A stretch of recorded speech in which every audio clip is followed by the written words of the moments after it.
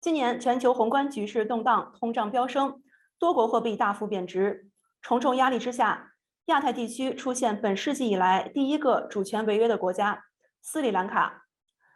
斯里兰卡正在遭受建国以来最严重的经济危机，日前政府也宣布国家破产。就在这个困难时刻，斯里兰卡科伦坡证券交易所主席换届，6月24日，新任主席走马上任。那么他能否维护斯里兰卡资本市场稳定？当前斯里兰卡的情况又如何？今天我对话斯里兰卡科伦坡证券交易所新任主席 Dilshan Wirasekara。Dilshan, thanks for joining me. Thank you very much for having me. We know that Sri Lanka is now in an extremely difficult time. We have seen a lot of videos and pictures from China, and many Chinese are following the updated information of Sri Lanka. You are in Colombo. Could you tell us how's the current situation now in Colombo? Obviously, had protests by the public. They've been ongoing for a couple of days with protests, fairly large protests over from the 9th of July up to now. But I must say broadly, it has been very peaceful. And things are slowly returning to normalcy. So even though there's been a lot of political and economic turmoil and protests, it has broadly been peaceful. And there has been very low damages caused or loss of life. So broadly, the environment is peaceful, but still the economic crisis is overhang that is clouding the economic environment in the country. Sri Lanka rupee depreciated severely this year, and also the stock market slumped about 40%. So how do you think the current crisis to further affect Sri Lankan financial market? I think the stock market generally is always a barometer of the greater economy. When the economy is not doing well, you can't expect the stock market also to go against that trend. The currency depreciation is actually over 80% since the rupee was floated from a peg rate of about 200. Today it's trading at 360. And we've also had the market decline about 40% so far for the year to date, from January up to date. I still believe that there is value in our market to be obtained, especially from a foreign investor perspective. You mentioned about the depreciation. So acquiring rupee assets are much cheaper than what they were before for a foreign investor. And we've also seen market declining to historical lows on our valuation. So our market is trading at a below 5 times price earnings multiple and about only 0.7 times price to book multiple, which makes it very attractive. And maybe once political stability is achieved, we may see investors coming back to our market and revive the market. Do you think Sri Lanka has already reached the worst time? I would like to think so. I think we've come close to the worst period. And if we can form a stable national government and continue on the path of reform, we are currently in discussions with the International Monetary Fund for a bailout for Sri Lanka. And if we can establish a solid unity government, a national government that can then bring forth these reforms, implement the reforms, and take part in IMF program, I think things will only get better. I am hopeful that towards the latter part of this year, end of 2022, that we will see the economic revival taking place. Do you expect there will be further volatility in the financial market of Sri Lanka? It's very difficult to predict. However, I think we won't see the volatility that we've seen previously. Up to date so far, there's been a lot of volatility with the currency depreciation, interest rates climbing very significantly with monetary policy tightening, and the market declining as well. I'm hopeful that we will see less volatility and actually a stable but a market that is slowly but surely picking up. You took office at the end of June as the chairman of Colombo Stock Exchange. So how's the operation of the stock exchange? Is everything working smoothly? It is quite smooth. We transitioned during COVID to be able to function the market remotely. Obviously, we have a fuel crisis. We have a energy crisis as well with power cuts. So most of the capital markets participants and investors are doing so through home, working from home. We've set up the infrastructure that the exchange can operate remotely. We did that 2 years back. Thanks to COVID, we have the infrastructure in place. So the market has functioned uninterrupted. So we don't expect any disruptions. And we believe, the Colombo Stock Exchange believes that markets should remain open, should function, even through there may be economic calamity or uncertainty.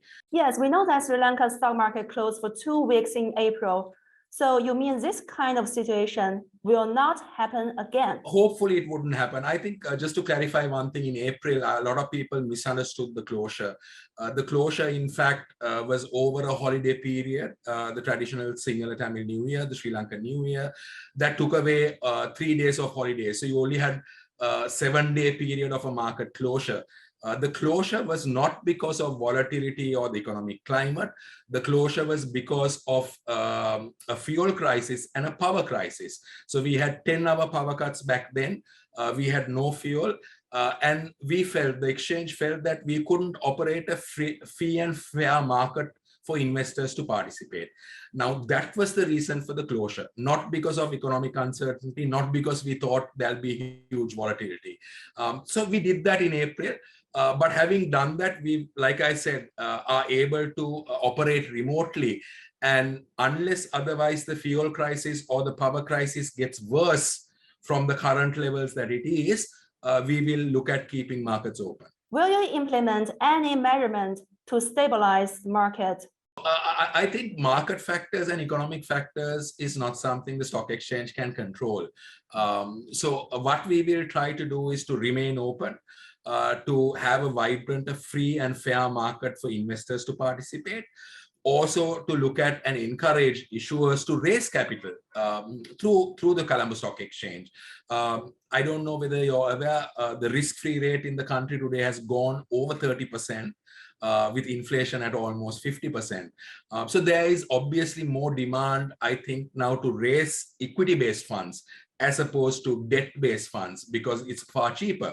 And we are hopeful that with that, there'll be more investors as well as issuers that will want to list and raise capital through the Colombo Stock Exchange. So that's the plan. But to very briefly answer your question, no, we don't plan to do, I would say, sort of meddle with a free and fair market being operated, even though that there is a sort of economic and political crisis in the country.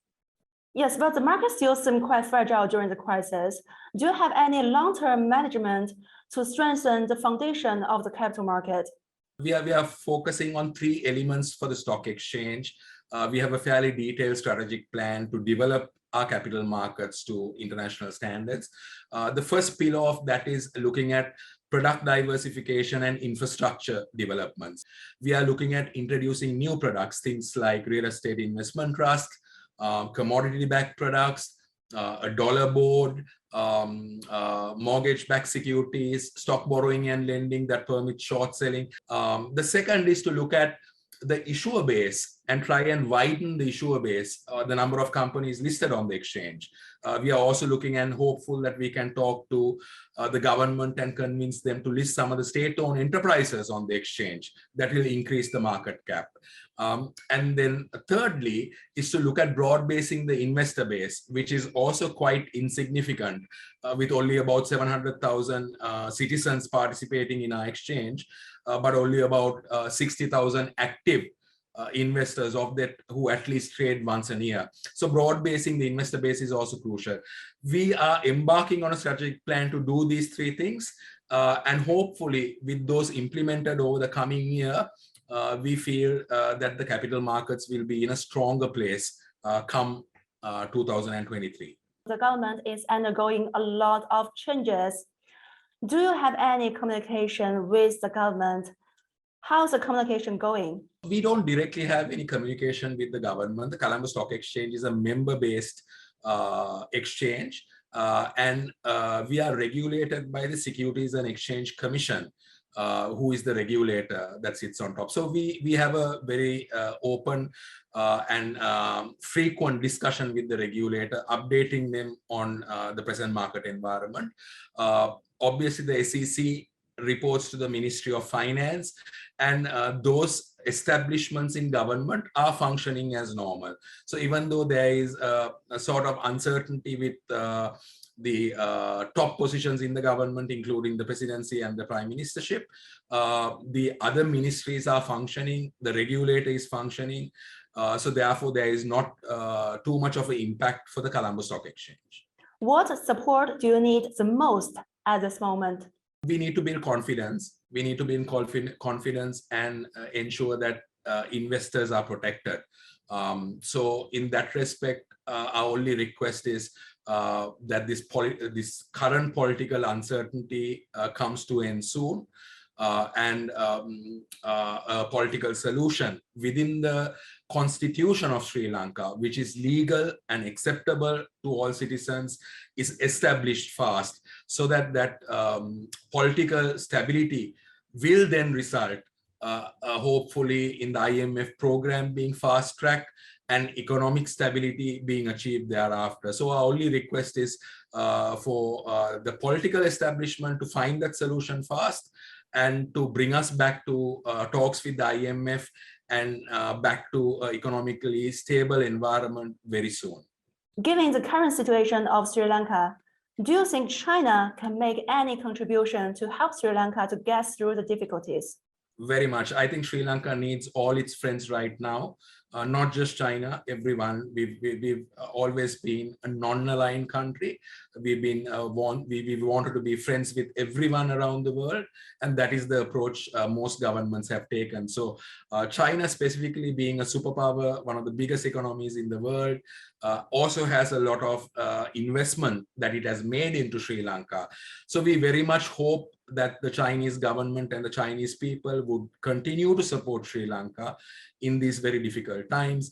And there could be greater cooperation in capital markets between the exchanges, between the regulators, sharing of knowledge, and maybe assistance to Sri Lanka at this time. In what areas are there potentials for the cooperation between Sri Lanka and China's capital market? So I think even in terms of knowledge sharing, developing our market to the standards of what China has, the learnings that we can get, knowledge sharing, all of that. But also China has quite deep pockets when it comes to the investor base, having the liquid funds that are needed. So I think right now, the main challenge for Sri Lanka is to canvas investments into the country, and these should really be non-debt related investments. They should be investments that come for the development in form of FDIs or in form of private equity investments, which will help develop the country. So I think the biggest impact can be made by investors from within China, looking at good assets to invest in Sri Lanka. And again, I would like to invite all Chinese investors to take a look at Sri Lanka. Our market is very, very attractive right now. The rupee has depreciated to historical lows, so you can't find a cheaper time to get in to Sri Lanka in form of investment. And I'm very confident, we've been a resilient nation through the last 40 years. So I am confident that the Sri Lankan people will, and the Sri Lankan economy and the country will persevere, will prosper, will go ahead. And we ask our Chinese friends to help us in that journey and to invest in Sri Lanka. How do you envision Sri Lankan capital market in the post-pandemic period? Our goal is to be the preferred choice for anyone looking at raising capital in Sri Lanka, but to possibly be able to do that for the region as well. In that respect, we've already started a dollar board where companies can actually list equity in foreign currency form and raise within Sri Lanka. So we are hoping that the long-term or medium to long-term strategy is that we evolve not just in terms of a Colombo-based stock exchange, but maybe even one for the region, the South Asia region, and that's really what we hope to achieve.